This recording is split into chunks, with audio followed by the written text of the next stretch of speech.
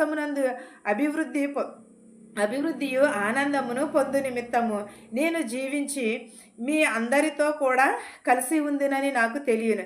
ఎలాగూ నేను మీతో మరలా కలిసి ఉండిన ఎడల నన్ను గూర్చి క్రీస్తేసునందు మీకున్న అతిశయమును అధికమగునట్లు మీరు విశ్వాసంలో అభివృద్ధి పొందుడి అని అంటున్నాడు.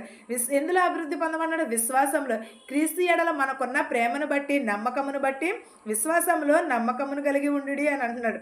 నేను వచ్చి మిమ్మును చూచినను రాకపోయినను మీరు ఏ విషయంలోనూ ఎదిరించి వారికి బెదరక అదురును ఒక భాగముతో సువార్త విశ్వాస పక్షమున పోరాడుచు ఏక మనసు గలవారై నిలిచి ఉన్నారని నేను మిమ్మును గూర్చి వినులాగున మీరు క్రీస్తు సువార్తను తగినట్లుగా ప్రవర్తించుడి. అట్లు మీరు బెదరకుండినట్లు వారికి నాశనము మీకు రక్షణను కలుగునటకును సూచన అయి ఉన్నది. ఇది దేవుని వలన కలుగునదే. ఎలయనగా మీరు నాయందు చూచినట్టు నాయందు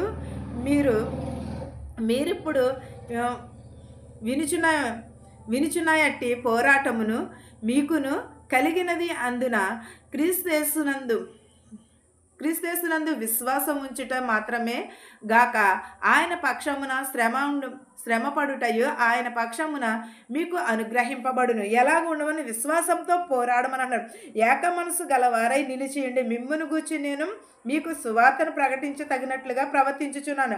అట్లు మీరు ఎవరైనాను వచ్చి బెదిరిస్తే బెదరకుడి. ఎవరొచ్చినైనాను సరే మీరు బెదరక దేవుని సువార్తను ప్రకటించడం అంటున్నాడు. వారికి నాశనమును కలుగును, రక్షణను కలుగును. బెదిరించిన వారికి నాశనమును కలుగును, వారికి శ్రమ కలుగును. ఇది దేవుని వలన కలిగినదే. ఏలయనగా మీరు చూసిన వాటన్నిటి